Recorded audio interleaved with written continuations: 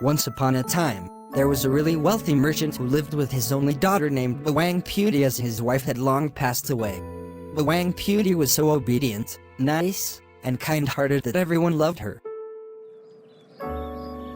Hello, sweetheart. I'm home. Hi, Dad. It's so good to see you back. Listen, my daughter. I feel like our family isn't complete without the presence of a mother. I'm listening, Dad. You need a mother who can take care of you well. I won't be home all the time. Mostly, I am out traveling to work. I'm concerned of you here being alone in this big house. I understand, Dad. I think it would be a good idea for me, for you, and of course, our family. A few days afterwards, Bawang Putih's father married a widow. Since then, Bawang Putih had a stepmother and a stepsister named Bawang Merah.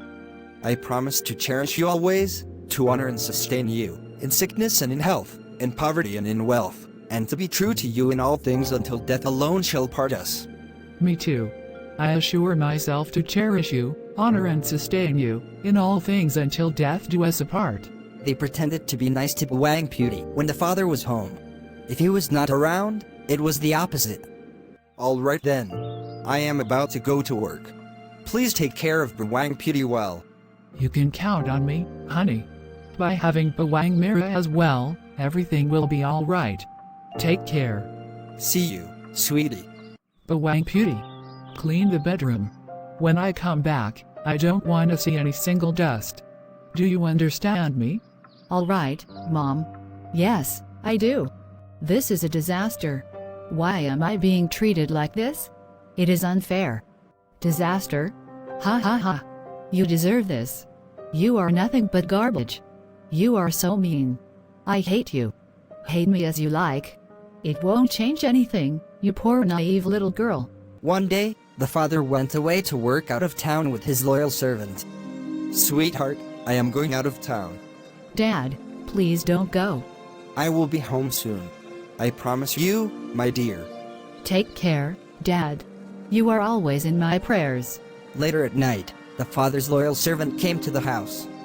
Listen, I want to tell you that we got into an accident on our way to town. He didn't make it. Oh my God. My husband. How can I tell the kids? Bawang Merah's mother pretended to be sad after hearing the news. Bawang Merah and she were excited.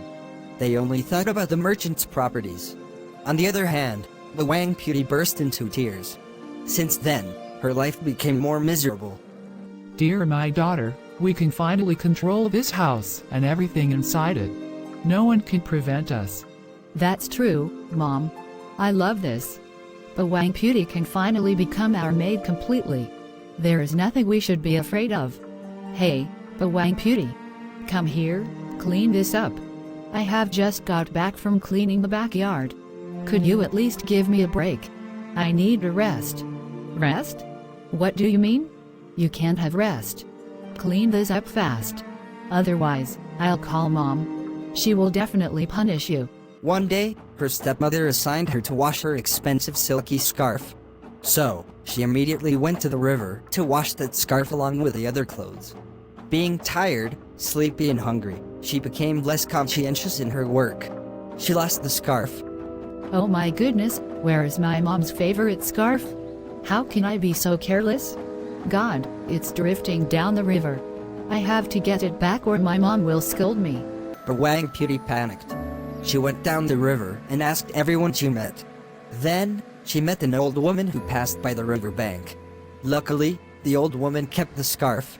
But, she asked Bawang Putih to help her at house, before giving it back. Thank you for helping me out, my dear. I do appreciate it. You are very welcome. Really, it is nothing for me. I am happy to help. I have a gift for you. It's a pumpkin. But, you have to remember that you can only open the pumpkin when you are home. Sure, thank you very much. Bawang Putih then immediately went home. She went to the kitchen, took a knife and cut the pumpkin. What a surprise! The pumpkin was full of sparkling jewelry. Bawang Putih, who was innocent and kind-hearted, immediately shouted with joy and told her stepmother and Bawang Merah about it. She finally told everything she did on that day. Mom, we really need to do the same thing like Bawang Putih did. We will be richer than ever. Agreed, my dear. We'll do it tomorrow. By then, we'll be the richest people in this village. Those two greedy people went to the old woman's house, where Bawang Putih got the pumpkin from.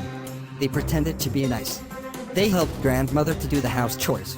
As they finished their work, the old woman gave them a pumpkin. The old woman told them to open the pumpkin when they were home. However, they did not obey it. Honey, we should open the pumpkin now. Yes, Mom. I am super excited to wear the jewelry. Let's open it then. Let's see. Oh my god, what is this? Oh god, these are... Run, honey. Unexpectedly, what they found from the pumpkin were not sparkling jewelries, but venomous animals such as snakes, scorpions, spiders, centipedes, and many others. They were both bitten by the animals and could not help themselves. You reap what you sow.